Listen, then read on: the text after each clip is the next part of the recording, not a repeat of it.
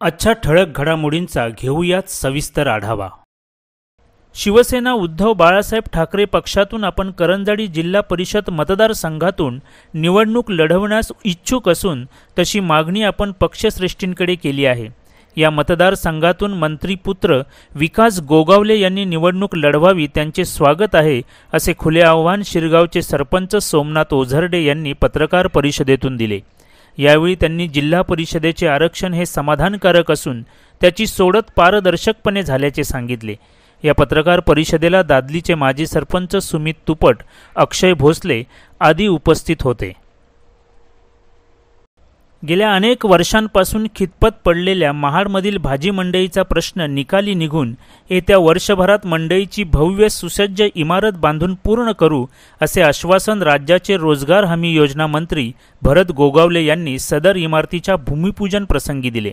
या प्रसंगी व्यासपीठावर भाजपचे नेते जयवंत दळवी, तालुका प्रमुख बंधू तरडे, माजी नगराध्यक्ष सुनील कविस्कर आदी मान्यवर उपस्थित होते।